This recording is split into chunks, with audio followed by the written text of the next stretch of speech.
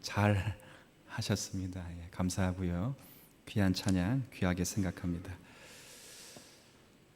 복된 주일 아침 함께 교회를 이루게 돼서 무척 기쁘고 감사합니다. 이 자리에 함께 교회를 이루신 모든 분 위에 하나님 아버지와 주 예수 그리스도로부터 주어지는 은혜와 평강이 성령 안에서 여러분 가운데 충만하시기를 진심으로 기원합니다. 우리 교회는 지금부터 약 2750여 년 전에 여호와는 나의 구원이시라 라는 이름의 뜻을 가지고 계신 이사야 선지자를 통하여 말씀하신 하나님의 말씀을 함께 읽고 있습니다. 오늘은 특별히 13장부터 23장까지 주어지는 이방 민족, 열방에 대한 하나님의 계획에 대한 말씀을 읽고 있습니다. 특별히 19장, 20장은 애굽이라는 나라의 하나님의 계획하심입니다. 하나님께서는 왜 자기 백성에게서 눈을 돌려 자기 백성과 함께 더불어 사는 이방 민족에게 관심을 돌리시는 것일까? 과연 무엇 때문에 그 백성을 향하여 심판하시고 무엇 때문에 그 백성들을 회복시키시는가?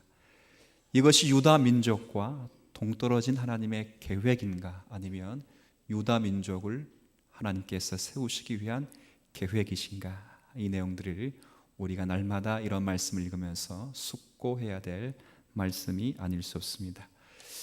애굽이란 나라는 우리가 잘 알고 있는 나라죠. 이집트라는 이름으로 지금도 존속되는 국가입니다. 역사 속에서 참 강대하고 부유한 나라였습니다. 팔레스타인을 중심으로 해서 잘 먹고 잘 살고 부강한 나라로 꼽혔습니다. 우리가 역사 시간에 또 사회 시간에 배웠듯이 인류의 또 4대 문명의 발상지 나일강을 중심으로 해서 우리가 잘 아는 대로 피라미드, 스핑크스, 그리고 여성으로서는 알만한 사람 클레오파트라 이런 사람들이 있는 것입니다. 그리고 그 나라는 세계에서 가장 긴 강인 나일강을 중심으로 살아왔습니다. 그러니까 얼마나 풍족하게 살았을까 가늠해 볼 수 있는 나라입니다. 지금 이 예언이 있고 난 이후에 야수르 나라가 강해질 때 이 예언이 있었습니다. 이 예언과 중심에서 로마 시기까지 이르게 되면 이 애굽이란 나라는 아수르, 그리고 그 다음에 세워지는 바벨론 제국, 그리고 그 다음에 세워지는 바사인 페르시아 제국, 그리고 다음으로 헬라 제국, 그리고 로마 제국이 서로 그 나일강 땅에 있는 이집트를 찬탈하기 위하여 참 싸우고 경쟁했던 곳입니다. 그만큼 풍요하고 잘 살고 모두가 부러워하는 그런 나라였습니다. 근데 바로 이런 풍요한 그 땅에 하나님께서 이 나라의 관계에서 어떤 계획을 가지고 계시는 것입니다. 그냥 애굽이란 나라가 등장된 것이 아니라 지금 이 유다 나라가 애굽을 의지하고 있습니다.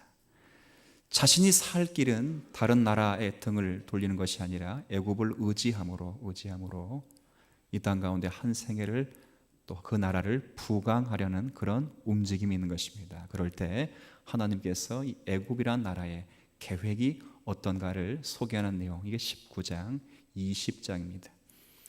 특히 하나님의 계획하심은 둘로 나타납니다. 둘. 하나는 애굽이란 나라를 심판하시겠다, 치시는 하나님.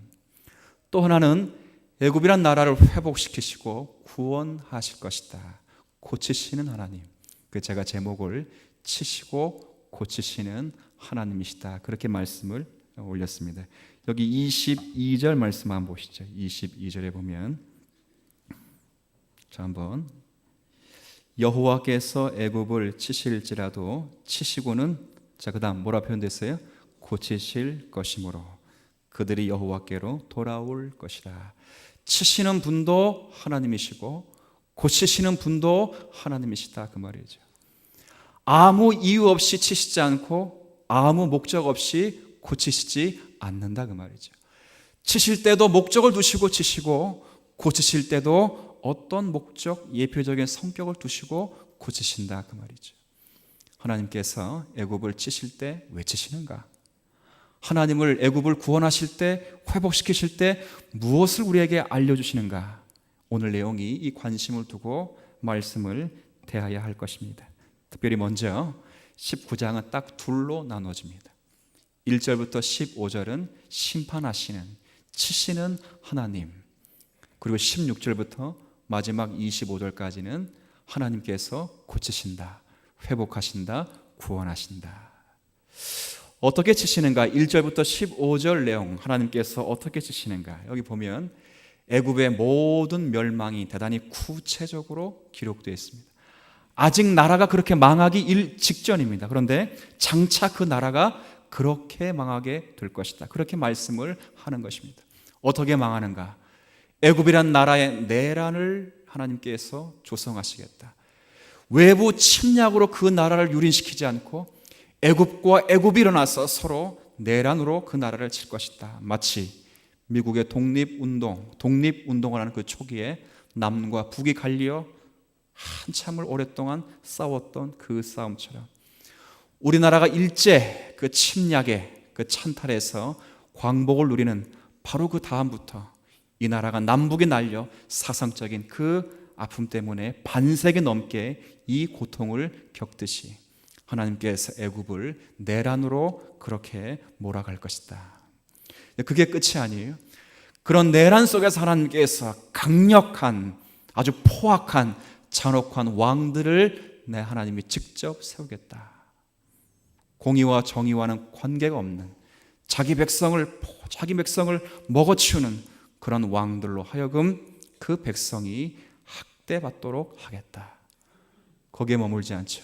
너희들이 자랑하는 그 나일강을 중심으로 하나님께서 모든 경제 상황을 꽁꽁 묶어 둘 것이다. 이 팔레스타인 가운데 이집트는 나일강 중심으로 사는 민족인데 하나님이 나일강을 홍해 물처럼 다 마르게 할 것이다. 나일강이 마르게 될 것이요 그로 인하여 악취가 날 것이다. 나일강을 터전으로 살았던 어부나 나일강을 터전으로 살았던 농부들이 자신들이 먹을 것이 없어 슬퍼하며 탄식하게 될 것이다. 그리고 그를 중심으로 살았던 여러 경제인의 기둥들이 다 무너지게 될 것이다. 그걸로 끝나지 않아요. 하나님께서 너희들이 가지고 있는, 너희들 안에 있는 모든 지혜로운 자의 지혜를 다 끊어낼 것이다. 지금도 이집트 나라에 대한 이런 이야기를 듣고 그 나라의 기념물들을 보면 인간으로의 지혜로는 감당이 안 되는 그런 기념물들이 있어요. 스핑크스 같은 거, 기둥 같은 거, 그렇죠. 그 다음에 피라미드 같은 것은 지금도 건축가들이 그 지혜를 흉내낼 수 없는 거죠. 하나님께 주셔놓고 다시 그걸 거두시겠다. 모두가 그 지혜자로 말미암아 살았는데 지혜자를 거두니 그 나라가 우둔하게 되고 어리석게 될 것이다. 이게 하나님이 나라를 심판하시는 과정을 상세하게 소개하고 있어요. 그런데 더 재미있는 것은 그렇게 하시는 그 역사 이면에 누가 간섭하고 있는가? 내가 그렇게 하시겠다. 그렇게 말하죠. 자, 우리가 한번 말씀을 눈으로 확인하시면 확인이 될 것입니다. 1절에 보면, 자 보십시오. 1절, 애굽에 관한 경고라. 자, 그다음 보라, 여호와께서 빠른 구름을 타고 어디에 임하신다고요? 애굽에 임하실 것이다. 속히 임할 거야. 속히. 내가 임하여 2절입니다. 2절. 내가 여호와 하나님께서 애굽인을 격동하여 애굽인을 칠 것이다. 외부 나라를 통하여 애굽인을 칠 것이 아니라 애굽인의 내란, 그걸 일으켜서 애굽인이 애굽인을 칠 것이다. 형제가 형제를 칠 것이요 이웃이 이웃을 칠 것이며 성읍이 성읍을 칠 것이고 지방과 지방이 전쟁을 일으키게 될 것이다. 4절에 보십시오. 내가 애굽인을 또 포악한 주인의 손에 붙이게 될 것이다. 그 포악한 왕이 그들을 다스리게 될 것이다. 주 만군의 여호와의 말씀이니라. 계속 반복되는 분 누구예요? 여호와, 내가. 그리고 5절부터 10절까지 모든 경제를 꽁꽁 묶을 것이다. 그리고 11절에 소안의 백성은 어리석겠고 소아의 방백은 지도자들은 어리석었고 바로의 가장 지혜로운 모사들의 책략을 우둔하게 할 것이다. 누가? 여호와 하나님께서. 그리고 14절 여호와께서 그 가운데 어지러운 마음을 섞으셨으므로. 누가 섞으신다고요? 여호와 하나님께서. 그만큼 지혜를 자랑하는 그 지혜의 민족에게 역사가 추정되는 시간부터 지금 이 예언이 있는 1400년 동안 팔레스타인 그 중심의 가장 강력한 나라, 지혜를 자랑하고 경제를 자랑하고 국력을 자랑하는 그 나라를 내가 국력을 뺏고 경제를 뺏고 지혜자들을 어리석게 할 것이다. 자, 다시 묻습니다. 누가 그렇게 하시는? 누가? 여호와 하나님께서. 자, 그래서 여기 15절에 보면, 자, 그렇게 되면 15절 한번 같이 읽습니다. 애굽에서 머리나 꼬리며 종려나무 가지나 갈대가 아무 할 일이 없으니. 이 말이 뭐예요? 머리 같은 우두머리나 꼬리 같은 미천한 사람이라, 많이 가진 사람 적게 가진 사람아, 그 시대에 하나님이 그렇게 해서 심판을 하심으로 어느 누구도 할 일 없을 정도로 그 땅을 피폐하게 할 것이다. 저는 이제 하나님이 참 무서운 분이시죠. 무섭다고요. 그럼 물으셔야지, 왜 그렇게 하시는가? 13장부터 줄곧 반복되는 표현이 교만이에요. 교만. 하나님께서 바벨론을 강대하게 하시고, 하나님께서 아수르를 강대하게 하시고, 하나님께서 애굽을 강대하게 하시는데 마치 자기가 자기 스스로 힘으로 강대한 것처럼 착각하게 될 때 하나님이 그 기회를 다 거두어 가신다, 그 말이에요. 너희가 스스로 강하여 지혜로운 자가 있는 것이 아니고, 너희가 부하여 네 나라가 강한 것이 아니고,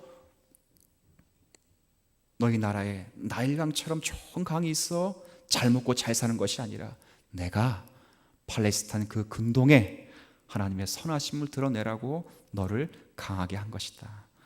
너가 그 기회를 못 쓰니 내가 다시 거두어 가겠다. 근데 이거는 한 반편이에요. 한 면이라고요. 더 여기에 더 적극적인 하나님의 뜻이 계세요. 뜻. 자, 보십시다. 21절에, 자, 21절 우리가 읽은 말씀 가운데 21절에 보면, 자, 보십시오. 제가 읽을 테니까 어떤 단어 앞에 제가 멈추는지 보세요.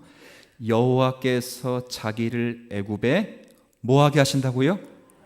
자, 그날이 언제? 이렇게 그 나라가 유린다는 그날의 애굽이 누구를 안다고요? 여호와를 알게 될 것이다.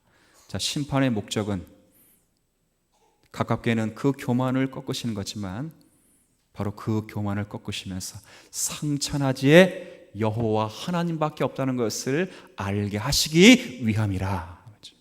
누구에게 알게 하시는가? 누구? 자, 누구에게 알게 하신다는 거예요?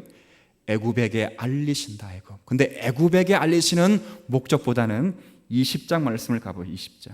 자, 20장 말씀입니다. 내일 읽을 말씀인데 이것도 애굽에 관계된 말씀이죠.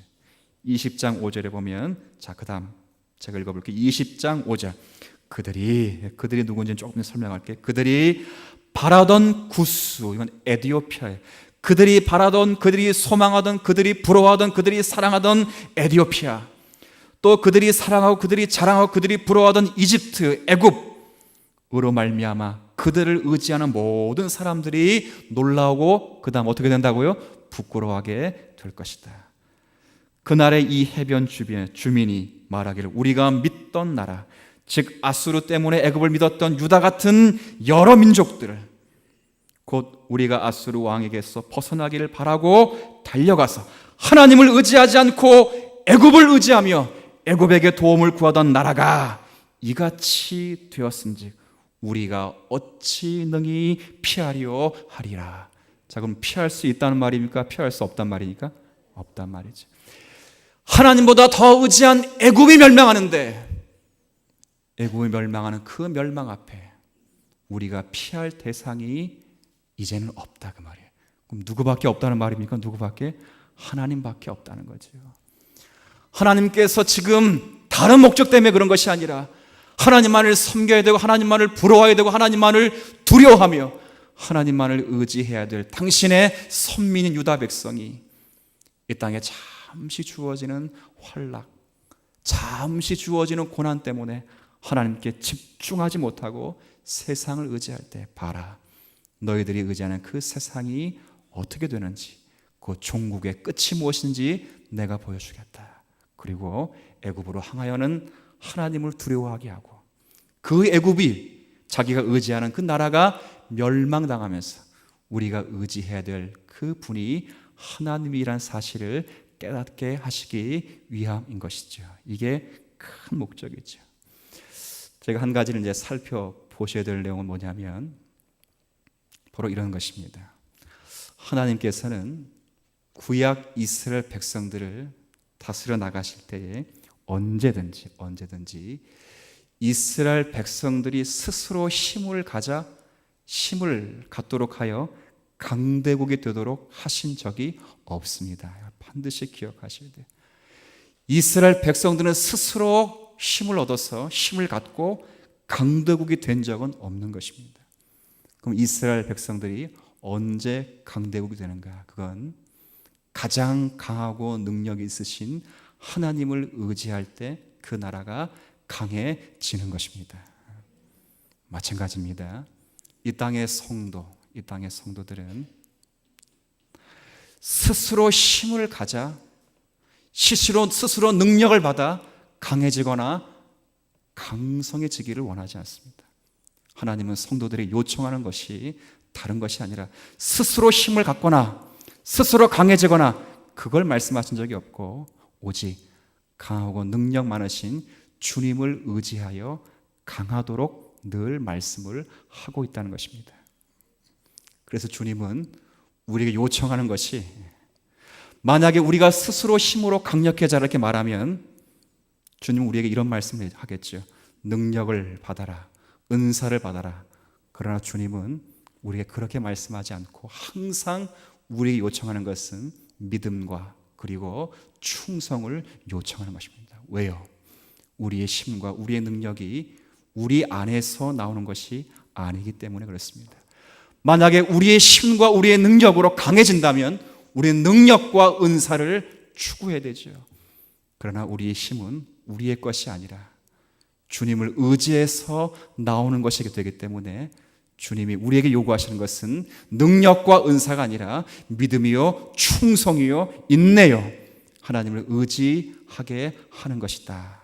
이것이 성경이 우리에게 말씀하고 있는 진리의 내용이 되는 것입니다. 고린도후서 4장 7절에 보면 사도가 그런 말씀을 하죠. 그런 말씀. 우리가 이 보배를 어디에 담아두었다고? 이 보배? 질그릇에, 질그릇. 많은 사람들은 스스로 보배를 담은 이 질그릇이 금그릇 되기 원하고 이 보배를 다이아몬드로 바꾸기를 간절히 원하죠. 그래서 주님의 능력을 부르짖고 그래서 힘을 가지려고 하고 그래서 교회 가운데 목소리를 내길 바라죠. 왜? 이 보배를 담은 질그릇이 금그릇도 다이아몬드 그릇이 되길 바라기 때문에. 하나님은 그렇게 역사하지 않는 것입니다. 하나님께서는 그렇게 역사하지 않고 하나님은 질그릇은 깨지도록 역사하고 그러나 그 질그릇 안에 하나님께서 보배를 두어서 하나님의 선하신 능력을 의지하도록 인생을 다스려 가는 것입니다. 왜 그렇게 하시는가? 4장 7절 후반에 그렇게 표현되어 있죠. 이는 심히 큰 능력이 우리에게 있지 않고 오직 하나님께 있게 하심을 알게 하려 하심이라. 우리의 능력이 우리 가운데 없고 하나님께 있도록 하게 하심이라 그거예요. 우리의 능력, 우리의 힘으로 승리한다면 이 질그릇이 금그릇으로 다이아몬드 그릇으로 바뀌어야죠. 그러나 주님의 승리는 우리가 질그릇이 금그릇 바뀐다고 승리되는 것이 아니라 질그릇 안에 계신, 질그릇을 두고 사용하시는 그 안에 머무시는 하나님의 능력, 하나님의 은혜를 의지하여 승리하기를 기대하는 거죠. 성경 그 다음에 뭐라 말합니까? 그래서 그렇게 말하는 거예요. 사방에 우겨쌈을 당할지라도 결코 너희들이 쌓이지 않을 것은, 너희가 답답한 일을 당하여도 결코 넘어지지 아니할 것은, 박해를 받아도 결코 받지 아니할 것은, 너희가 거꾸려 짐을 당할지라도 결코 넘어지지 아니할 것은. 사람들은 그렇게 말하지요. 내가 능력을 소하여, 내가 능력을 가자 사방의 우겨쌈, 그걸 물리치길 바라죠. 사람의 능력, 힘을 의지하여 차라리 박해받는 일이 없도록 하는 것이 기독교인의 관심이고, 능력을 소유하여 내 힘으로 능력을 가자 내가 답답한 일을 안 당하도록 우리의 관심은 거기에 있는데, 그러나 사도 주님의 관심은 성도로서 사방의 우겨싸임을 당하지 않는 법이 없다, 그 말이에요. 성도로서는 박해를 당하지 않는 법이 없다. 성도로서는 이 땅에 살면서 답답한 일을 당하지 않는 법이 없다.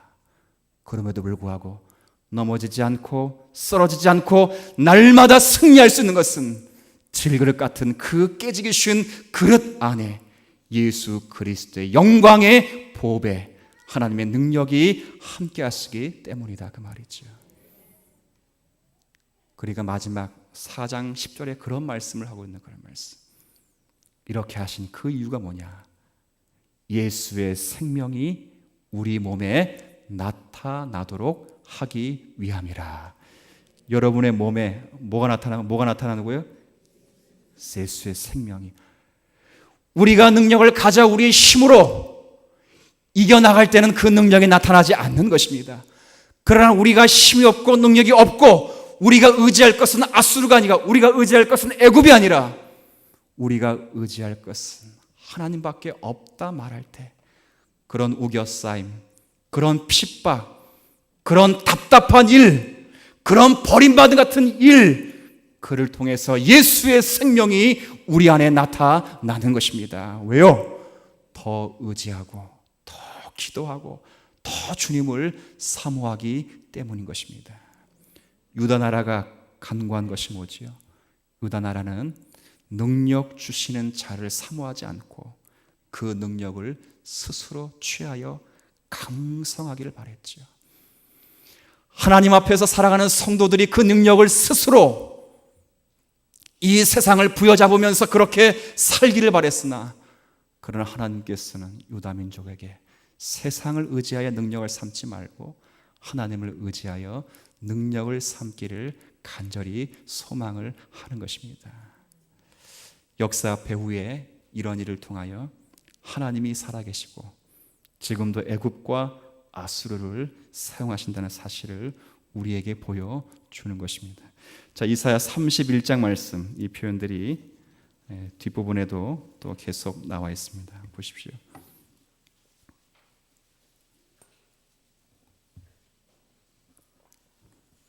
이사야 31장에 보면 자, 이런 말씀입니다. 1절에 이런 표현이 있습니다. 도움을 구하러 애굽으로 내려가는 자들은 화가 있을진자. 지금 유다 민족의 죄악이죠.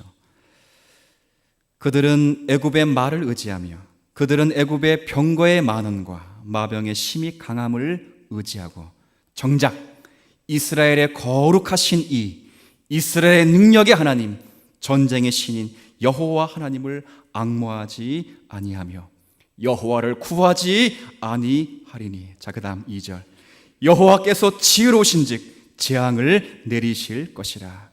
그의 말씀들을 변하게 하지 아니하시고 일어나사 악행하는 자들의 집을 치시며 행악을 돕는 자들을 치시리니 애굽은 사람이요 신이 아니며 그들의 말들은 육체요 영이 아니라. 여호와께서 그의 손을 펴시며 돕는 자도 넘어지며 도움을 받는 자도 엎드려져서 다 함께 멸망하리라. 자, 이거 누가 하신 말씀입니까? 여호와 하나님께서 애굽을 의지하여 피난처로 삼은 자기 백성을 향하여 말씀하는 거죠. 이 땅을 살아가는 성도 여러분, 과연 우리가 의지하며 섬겨야 할 대상이 누구인지를 자명하게 깨닫고 이 말씀 앞에 서 있는 우리 모두가 되기를 진심으로 기대하는 것입니다. 눈에 보이기는 애굽이 커 보이고, 눈에 보이기는 미국이 커 보이고, 눈에 보이기는 일본이 커 보이고, 눈에 보이기는 북한이 커 보이고, 이 땅의 정치가들, 이 땅의 역사들, 이 땅의 모든 미디어 매체들이 세상의 역사의 주관자가 되시는 하나님을 놓쳐버리고 미국을 말하고 일본을 말하고 북한을 말하고 대한민국을 말할지라도 지금도 미국을 붙잡고 일본을 붙잡고 북한을 붙잡고 이 땅에 자기 뜻을 쓰시는 하나님이 여러분의 아버지가 되신 사실을 믿음으로 고백하는 우리 모두가 되기를 진심으로 기대하는 것입니다. 입으로는 하나님을 말하면서, 입으로는 예수를 말하면서 지금 유다처럼 눈에 보이는 것 때문에 위축되고 부러워한다면 결국 역사의 주관자가 되시는 하나님을 놓쳐버리는 것입니다. 우리의 입으로는 하나님을 말하는데, 우리의 입으로는 예수를 말하는데 이 세상 넘어 계시는 하나님의 선하신 역사, 그거를 바라봐야 되는 거지요. 기껏해야 내 아들 시험 치는데 합격, 불합격, 내가 아파트 평수를 늘리는데 하나님이 도와주시는가 안 도와주시는가, 그런 아주 사소하고 미천한 그런 하나님이 아니라 지금도 하나님께서 이 땅의 모든 역사를 하나님 백성을 교훈하시기 위하여 때론 치시기도 하시고 고치시기도 하시면서 자기에게 집중하기를 원하시는 하나님을 바라봐야 되는 것입니다. 그럴 때 우리에게 당면한 모든 문제들이 바로 그런 문제를 통하여 예수의 생명이 우리 몸에 나타나도록 역사가 되는 것입니다. 그거 없으면 그냥 지나가는, 그냥 흘러가는 기회요, 시간이죠. 그러나 그 시간, 그 기간, 그 어려움, 그 고초, 그걸 통하여 나를 빚길 원하시고 내 안에 주님의 생명이 있다는 것을 확인시키기 위하여 그런 과정이 있다는 것은 성령의 역사를 믿지 못하면 알 수가 없는 것입니다. 자, 이렇게 치시는 하나님이신데 치시는 하나님이 아니시라 또 여기 16장에 보면 치시기만 하면 이게 재미가 없어요. 하나님께서 또 고쳐내신다, 그렇게 말씀합니다. 다시 한번 돌아와 보세요. 이사야 성경 19장에 보면 하나님께서 애굽과 열방에 대해서 회복과 구원을 주고 있는 것입니다. 그러니까 애굽에 대한 심판, 이뿐 아니라 하나님께서 그 애굽을 다시 구원하실 것이다. 애굽이란 나라가 교만하여 조만간에 그 나라가 폐허가 될지라도 하나님께서 장래한 시점에 그 나라를 세우시고 회복하실 것이다. 참 재미있죠. 더욱 재미있는 것은 애굽만이 구원받을 것이 아니라 24절, 25절 말씀을 보십시오. 19장 24절, 25절 한번 같이 읽습니다. 시작. 그날에 이스라엘이 애굽 및 아수르와 더불어 셋이 세계 중에 복이 되리니 이는 만군의 여호와께서 복 주시며 이르시되 내 백성 애굽이여, 내 손으로 지은 아수르여, 나의 기업 이스라엘이여, 복이 있을지어다 하실 것임이라. 자, 보시고 좀 이상한 거 못 느꼈어요? 24절에 이스라엘이 복의 중심이 된다, 이건 이해가 되시겠죠? 자, 그런데 이스라엘과 철천지 원수였던 어느 나라와 어느 나라도 복의 중심지가 된다 돼 있어요. 애굽과 아수르도 더불어 이스라엘과 함께 복의 중심이 될 것이다. 이해가 됩니까? 이해가? 자, 이 일은 어떻게 이루어지는가? 20절 말씀 보면, 자, 제가 읽습니다. 이것이 애굽 땅에서 만군의 여호와를 위하여 징조와 증거가 될 것인데 이는 그들이 그 압박하는 자들을 말미암아 여호와께 부르짖겠고, 자, 그 다음 편 보십시오. 여호와께서 그들에게 누구를 내신다고요? 구원자이자 보호자를 보내사 그들을 건지실 것임이라. 자, 이게 이제 감이 좀 오시겠어요? 이 땅에 수많은 나라의 왕들이 일어나서 보호자가, 구원자가 될지라도 장차 이사야 예언을 따라 700년 후에 이 땅에 자기 백성의 죄악을 용서하시고 모든 나라의 이방인을 넘어 이스라엘 넘어 애굽과 아수르로 표현된 세상의 상징, 죄악의 상징이었던 여러분들이 저와 여러분의 죄를 건지실 장차 메시아가 오시면 그로 말미암아 모든 열방이 복을 받게 될 것이다. 그 이야기를 지금 미리 이스라엘 나라만 복받는 것이 아니라 이스라엘과 함께 그리스도 예수 안에서 함께 주님을 찬양하게 될 것이다. 자, 그 날이 얼마나 풍요로운지, 예수 그리스도로 말미암아 누리는 그 복이 얼마나 풍요로운지 잘 표현되어 있습니다. 여기 그 날이라는 표현이 여러 번 반복되어 있습니다. 한번 보십시오. 18절에 그날에, 18절 그날, 그리고 19절에 그날에, 21절에도 중반에 그날에, 23절의 앞부분에도 그날에, 그리고 24절 앞부분에도 그날에, 회복의 날이요 구원의 날인 바로 그날, 그날이 되면 하나님의 풍요로운 날을 맛보게 될 것이고 예수 그리스도로 말미암아 풍족함을 누리게 될 것이다. 얼마나 누리는지 한번 보세요. 18절에 얼마나 풍요롭게 누리는가. 18절 그날에 애굽 땅에서 가나안 방언을 말하며, 애굽이라는 이 자존심 강한 나라가 누구 말을 말하냐면 유다인의 말을 말한다 그 말이에요. 1400년 동안 지금 존속하고 있는 이 나라가 자기가 다스렸고 자기가 종으로 삼았던 유다 민족의 말을 하고 그 말을 통하여 하나님을 지금 찬송하며, 보세요, 방언을 말하면 만군의 여호와를 가리켜 맹세하며 되며 그런 성읍이 5개나 생길 것이며 그 하나를 멸망의 성읍이라 부를지라도 하나님을 찬양하며 놀랍게 회복되는 날이 있을 것이다. 19절에 그날이 되면 애굽 땅 중앙에 있는 그곳에는 파라오를 상징하는 신전이 물러가고 여호와를 섬기는 제단이 서게 될 것이며, 국경지대에는 울타리를 치고 국경을 강화하는 것이 아니라 그 지경에는 여호와를 섬기는 기둥이 서게 될 것이다. 21절 보세요. 여호와께서 자기를 애굽에게 알리시는 그때에 그날이 되면 여호와를 알고 그 다음 제물과 예물을 그에게 드리고 경배할 것이며 여호와께 서원하고 그대로 행하게 될 것이다. 자, 23절 보면 이제 여기는 좀 재밌게 되어 있어요. 23절 그날에 애굽에서 아수르로 통하는 대로가 생겨서 아수르 사람이 애굽으로 가고 애굽 사람이 아수르로 가며 애굽 사람이 아수르 사람과 함께 경배하게 될 것이다. 이 말은 뭐예요? 서로 철천지 원수 같았던 그 나라가 예수 그리스도의 풍요한 은총을 누리고 원수가 서로 화목하여 하나님을 예배하게 될 것이다. 그 말이에요. 저에게 이렇게 묻지요. 목사님, 이런 날이 언제 오는 것입니까?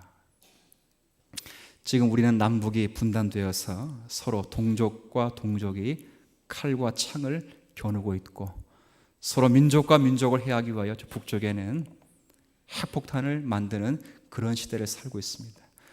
어떻게 보면 문자적으로 보면 참 이루어지지 않는 그 시대일지라도 이런 말씀은 예수 그리스도가 이 땅에 오심으로 부분적으로 지속적으로 성취되고 있는 것입니다.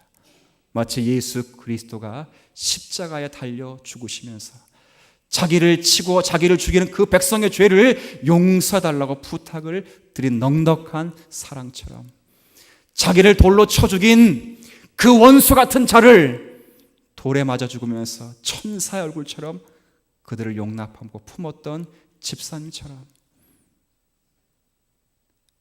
한시 한날에 자기의 두 아들을 죽인 원수 같은 그 사람, 갈기갈기 찢어 죽여도 한이 풀리지 않았던 그 사건, 그러나 법정에 섰던 그 사람을 신원하여 석방케 하고 그 사람을 자기 양아들로 입적하여 그 원수 같은 아들을 목사로 만드시고 목사의 가문으로 나게 하신 이 땅에 대한민국의 목사님들도 계신 것입니다.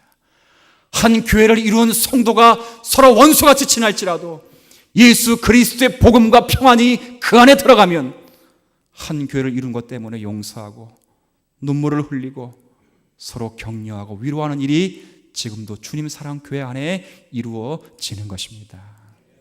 이게 우리가 믿는 이 복음의 역사죠. 고치시는 하나님이시죠. 하나님.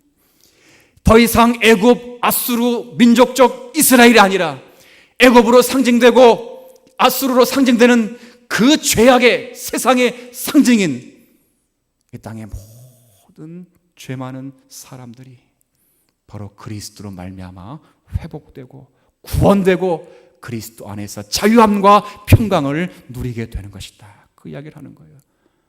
매는 누가 맞았어요? 매는 분명히 있잖아요. 회복되기 전에 일단 누가 맞았어요? 맞았다고. 우리의 매는 누가 다 맞았습니까? 여기는 19장을 읽지만 53장에 가면 이사야 선지자는 그렇게 말씀하죠.